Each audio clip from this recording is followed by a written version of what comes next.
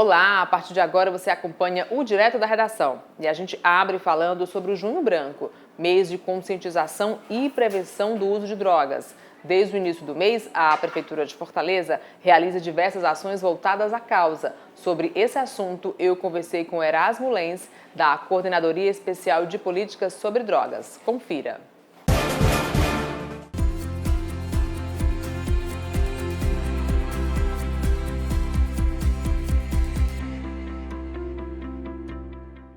Erasmo, muito bem-vindo ao Direto da Redação. Qual é o objetivo desse Junho Branco? Obrigado pelo convite, boa tarde a todos. O Junho Branco é uma campanha de prevenção, escolhido nesse mês de junho por conta do dia 26 de junho, que foi instituído pela ONU já há 30 anos atrás, como o mês, como o Dia Internacional de Combate ao Tráfico Ilícito e Prevenção às Drogas. Então, a Câmara Municipal já tinha aprovado a última semana do mês de junho como uma semana municipal sobre drogas, onde várias atividades eram feitas de prevenção, de reinserção social, de cuidado. Isso foi ampliado agora ano passado para o mês inteiro, chamado mês Junho Branco. Erasmo, que ações já foram realizadas aí voltadas para o Junho Branco? A Coordenadoria Especial de Políticas sobre Drogas é ligada diretamente ao gabinete do prefeito. Essa coordenadoria faz articulação com todas as outras secretarias da prefeitura, e nós fazemos uma grande campanha de prevenção e uma campanha também de cuidado e uma campanha de alerta à população, à sociedade, sobre se ter uma vida saudável. Quer dizer, Fortaleza como uma cidade saudável que é, uma grande capital do país, uma das maiores capitais do país, que sofre, logicamente, com problemas em relação à drogadição, mas não sofre tanto quanto outras grandes metrópoles do país, como São Paulo, como Brasília, como Belo Horizonte, por exemplo. Então, nós temos que manter essa nossa qualidade e a gente faz um alerta à sociedade para uma vida mais saudável. Teve também uma ação aí voltada para os cuidadores, Por que é tão importante cuidar de quem cuida? Uma das ações que temos durante esse mês é chamada Cuidando do Cuidador, porque esses profissionais que estão lá na ponta são os profissionais geralmente dos CAPs, álcool e drogas, e os profissionais das unidades de acolhimento.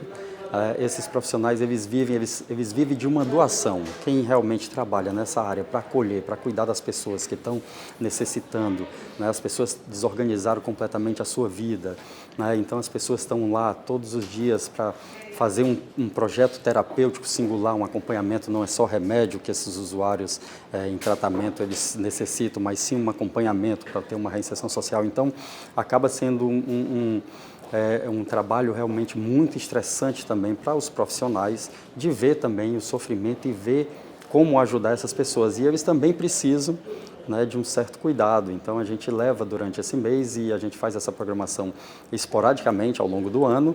Leva lá um cuidado, leva lá algumas terapias, massoterapia, para que eles possam ter uma tarde, um turno, uma manhã ou uma tarde de relaxamento também. Tem também a ação aí, uma parceria com a MC, Sim, nós temos articulação com diversas secretarias. A MC é uma grande parceira nossa porque nós precisamos de dados, de evidências que a gente possa direcionar para a nossa política sobre drogas. A MC, eles têm lá alguns equipamentos que simulam, equipamentos que são de prevenção, e a gente leva isso às praças, aos parques, à beira-mar, e leva para a população colocar ali aqueles óculos virtuais e simularem a direção tendo consumido alguma substância psicoativa, principalmente o álcool, mas outras substâncias também, outras drogas. Então, ali é uma grande ação de prevenção você poder estar com aquele óculos e ver a situação que você fica, como você fica incapaz de perceber diversos detalhes para dirigir. Por isso, campanhas fortes como Se Beber Não Dirija, acontece lá naqueles óculos virtuais que a MC tem, a população pode sentir exatamente como seria esse efeito. E como é que é hoje o tratamento ofertado pela Prefeitura de Fortaleza para o usuário de drogas? Olha, a gente tem uma rede chamada Rede de Atenção Psicossocial, a RAPS. A Prefeitura instituiu aí, já tem quase 10 anos, uma rede própria. Essa RAPS também fazem parte das comunidades terapêuticas. Tá? Então, o usuário ele busca o tratamento, isso tem vindo uma vontade própria da pessoa, né, de buscar um tratamento, quero mudar de vida, quero reorganizar minha vida. Então, ele tem alguns canais para procurar essa ajuda. Um deles é o 0800 da própria coordenadoria da ACP Drogas, né, tem o 0800 032, eu acho que eu vou colocar aí na tela, 472 1478. Esse 0800 seria, vamos dizer, a primeira porta de entrada para quem quer buscar ajuda, né? E a partir daí a gente encaminha, ou ele pode ir diretamente aos CAPs, né? Ou a gente faz o encaminhamento aos CAPs, e dependendo da condição que ele estiver, né, em relação à substância que ele consumiu, se ele tiver em uso ou não, né, a gente encaminha também para algumas unidades de emergência, né? Nós temos dentro da RAPS leitos também em alguns hospitais, tá, como a Santa Casa, ou hospitais como Sopai para atender adolescentes, né, e faz esse primeiro encaminhamento. E lá dentro da rede, né, junto ao CAPS, ele vai ter lá um acompanhamento psicológico, um acompanhamento de psiquiatra, mas ele tem ali uma primeira escuta, pode ter uma primeira escuta dentro da CP Drogas ou no próprio CAPS. E aí tem uma série de acompanhamentos para tratamentos, sejam tratamentos com remédios mesmo e tratamentos dentro do projeto terapêutico singular, que aí são outros tratamentos de acompanhamento. E é porta aberta, atende à livre demanda? Porta aberta, demanda espontânea, muitos CAPs às vezes tem uma certa fila, a pessoa tem, mas ele é atendido da primeira vez, ele é escutado, a escuta é uma parte importante desse tratamento, né? E a partir daí ele vai ser encaminhado para o psiquiatra, às vezes ele espera alguns dias, mas o tratamento dele já começa de imediato. Que outros serviços aí o CAPS oferece? Dentro do projeto terapêutico singular, e aí tem todos uns outros projetos de acompanhamento da vida dessa pessoa para se reorganizar, e a CP Drogas entra numa parte muito importante aí, junto aos CAPs e às unidades de acolhimento, né? Quando o CAPS encaminha para uma unidade de acolhimento, por exemplo, a pessoa vai lá passar um certo período de acompanhamento mais próximo, né, mas tudo com portas abertas. Aí a nossa coordenadoria vem com alguns projetos para reinserção social, né, e esses projetos nós fazemos atividades esportivas, né, o projeto Atlética RAPS, ele leva treinamento nas areninhas próximas a cada CAPS, né, treinamentos semanais com os usuários lá em tratamento. Nós temos projeto de arte e cultura, temos um projeto chamado Redesenhando História, e ali se descobrem vários artistas, outros já são artistas quando entram, quando chegam, né, e esse projeto a gente abre espaços, né, culturais de toda a cidade para que eles visitem. Semanalmente nós levamos eles, então, acompanhado de um profissional de referência de cada CAPS, visitam museus, visitam o Dragão do Mar, planetário, visitam vários equipamentos, sejam públicos ou privados, né? Damos condições de ele produzirem as artes dele, e a gente faz uma apresentação, vamos dizer, uma mostra das artes deles aí anualmente também, né? Acabamos de firmar um acordo de cooperação com o Museu de Fotografia, né, muitos fotógrafos também nesse meio, então eles vão fazer um curso, vão treinar, né, já fizeram uma exposição, fizeram uma mostra de fotografia, o olhar deles da cidade, né, e agora o Museu da Fotografia vai fazer treinamentos com eles a partir da última semana de junho, já faz parte também da ação do Junho Branco, né, então é outra ação muito forte de reinserção social e o pertencimento desses equipamentos culturais da cidade que são deles também. E também projetos de reinserção laboral. Então, nós oferecemos aí, junto com a Secretaria do Desenvolvimento Econômico, alguns cursos.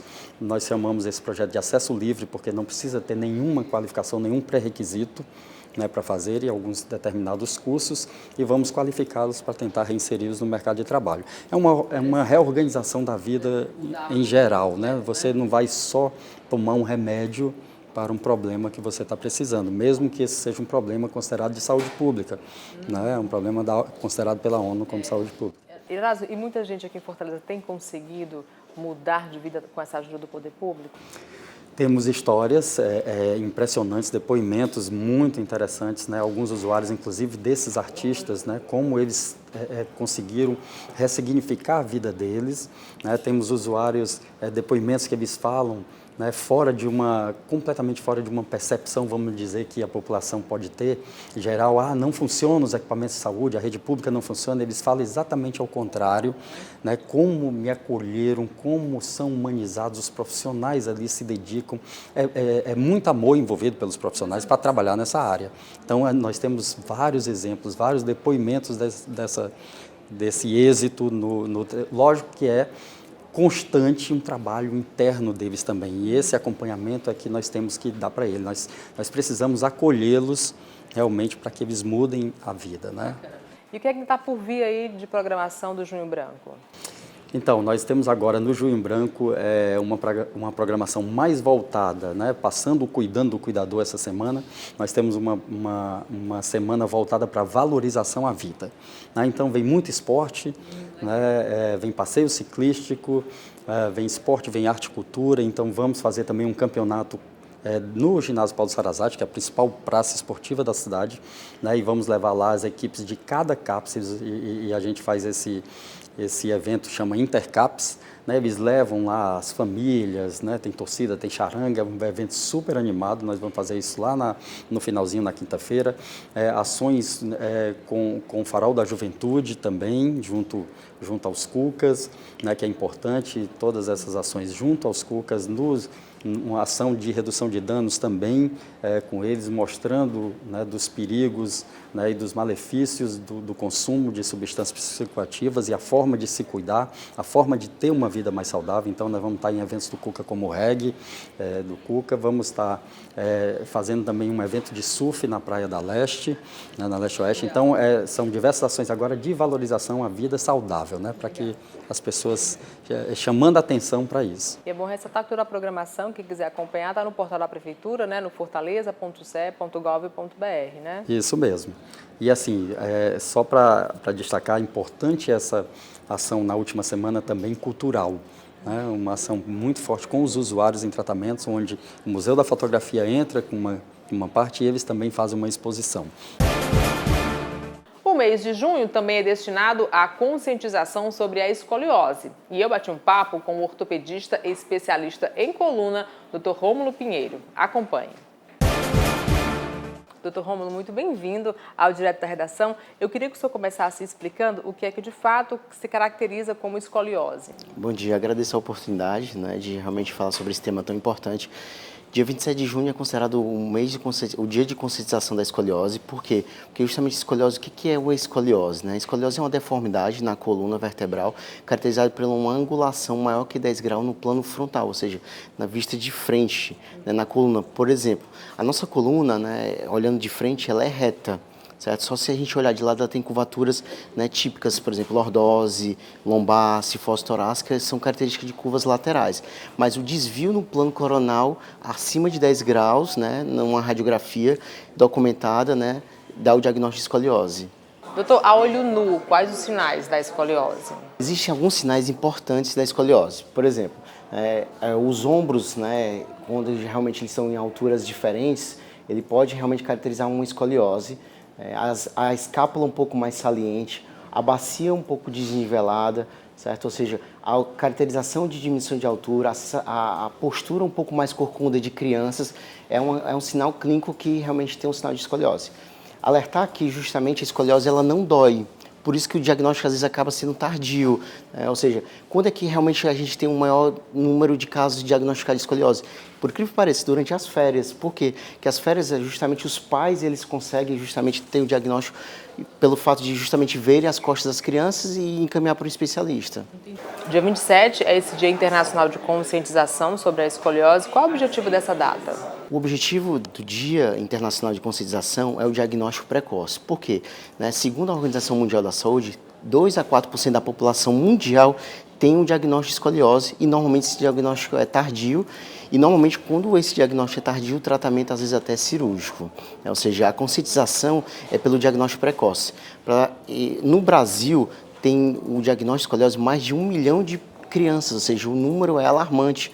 E com o diagnóstico precoce, a gente consegue fazer um tratamento mais eficaz e resolver de forma mais simples o problema da escoliose. Qual é hoje a maior fatia da população afetada pela escoliose? A escoliose, 80% dos casos é de caráter chamado idiopático, ou seja, de causa desconhecida, né? Ou seja, são normalmente a fatia que realmente é preconizada é a fatia da adolescência, ou seja, são os adolescentes na fase justamente da puberdade, o início do crescimento, o pico de crescimento são os mais acometidos.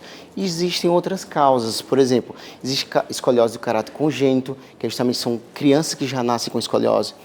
Existe escoliose de caráter neuromuscular, que existem doenças pré-existentes, ou seja, ela é multifatorial. A questão do peso da mochila que os estudantes carregam, isso preocupa? Como a maior causa da escoliose ela é idiopática, certo? Tá? Ou seja, ela é de causa desconhecida, a má postura, né, ou a sobrecarga na coluna, ela piora a deformidade vertebral.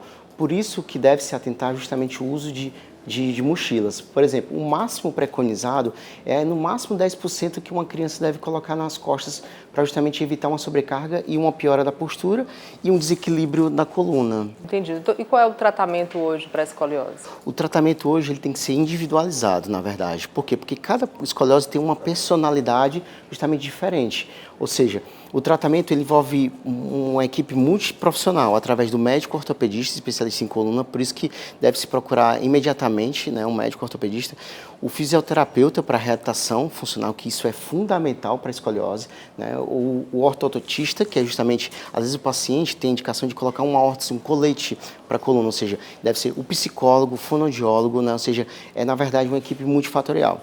Ou seja, mais que 90% dos casos são tratados de forma justamente mais simples, através justamente de um acompanhamento médico, né, justamente com o uso, às vezes, de colete, às vezes o uso justamente de uma fisioterapia específica.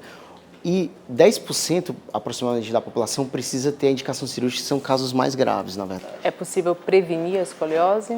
A escoliose, na verdade, ela evolui naturalmente, né? Justamente, né? Que existe muita ideia justamente que a escoliose não tem cura, na verdade. Por quê? Porque, na verdade, você evita progressão da curva, da deformidade, né? E, assim, o grande objetivo do tratamento, na verdade, é evitar a piora do quadro, né? Porque, justamente, se o paciente tiver um bom equilíbrio de ombro, né, uma boa postura, isso vai diminuir significativamente um tratamento, inclusive, mais grave posteriormente cirúrgico. A atividade física, ela ajuda de alguma maneira?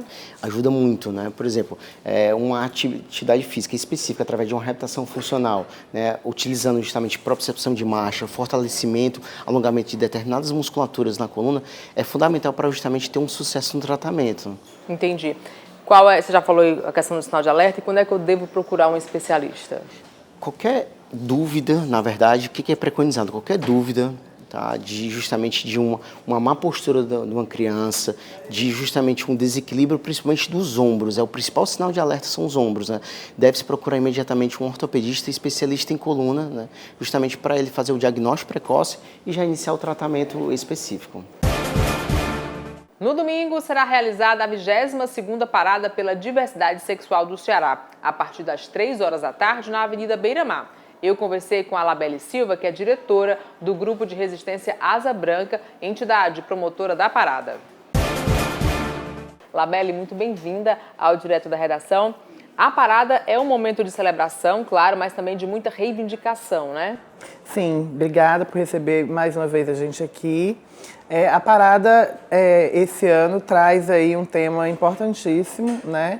Convida a sociedade para estar na Avenida Beira-Mar às 15 horas no domingo, para fazer aí a celebração, a festa, com muito respeito, paz, mas também para fazer aí esse levantamento e questionamento, provocar esse debate na cidade com relação à implementação de políticas públicas, né, para a população LGBT que contribuam, né, com a transformação dessa realidade e aí com a redução desses contextos de vulnerabilidades em que a nossa população se coloca. Quais são hoje as principais reivindicações da população LGBTQIA+. Políticas reais de fato, né, e estratégias de mudança aí dessa realidade, tanto na área da educação como na saúde, geração de emprego e renda, segurança, são diversas reivindicações. São 22 anos de parada, né? E aí o movimento tem aí esse grande acúmulo de demandas que a parada também, nesse momento, convoca essa discussão. Labelle, a questão do preconceito é muito presente? Sim, ainda. O país ainda está, né, num ranking absurdo dos contextos de violência, principalmente para a população de travestis e transexuais. Então a parada também se coloca nessa perspectiva de trazer aí, mais uma vez, a reflexão sobre esses dados e convocar e cobrar dos poderes públicos, né, a efetivação mesmo de políticas que transformem e mudem essa realidade. Qual é, Labelle, para esse ano a expectativa de público? A parada é essa grande festa, essa grande celebração, né? A gente está aí com a expectativa de 800 a 1 milhão de pessoas chegando à Avenida Beira-Mar no domingo. Então vai ser uma festa muito colorida, muito celebrativa, mas também muito forte e potente. É o maior evento de direitos humanos no Nordeste, né? A nossa parada é a maior do Nordeste, a terceira maior do país. E aí a gente vai para a rua, sim, colocar a cara no sol, dizendo um grande vrá, né, e convocando todas, todos e todes nas lutas por políticas públicas aqui no país. Foi preparado aí um forte esquema operacional, né? 1 milhão de pessoas na Avenida Beira-Mar é muita gente, então é uma tarefa árdua, mas também de muita responsabilidade. Teremos aí um aumento de efetivo, né, de segurança para garantir a segurança de todo mundo que vai à parada no domingo, para que a festa aconteça da melhor forma possível. Tem uma expectativa de mais de 300 profissionais, né, do sistema de segurança aí do Estado e Prefeitura, mais de 100 profissionais da Guarda Municipal também. Vamos estar também com uma delegacia móvel lá para registro de flagrantes e outras situações, e vai ter o patrulhamento aquático também, com lanchas e jet skis. Você hoje é diretora do Grupo Resistência Asa Branca. O que é esse grupo? O Grupo de Resistência Asa Branca é um dos grupos mais antigos, né, na luta por direitos humanos, cidadania e, sobretudo, os direitos da população LGBT no país. Está aí há 34 anos, com diversos projetos na área da educação, saúde, num link permanente também com a academia, com as universidades, provocando esses debates e essas mudanças para a nossa sociedade. Entendi. Então, Labelle, para a gente finalizar, faz aí um convite para quem quiser acompanhar a parada no domingo. Vamos chegar domingo, 15 horas, na Avenida Beira-Mar, é a nossa concentração. E a gente vai até às 22 horas, com muita festa, com muito close. Vai ser babadeira. Eu fico por aqui. Muito obrigada pela companhia e até o nosso próximo encontro. Tchau, tchau.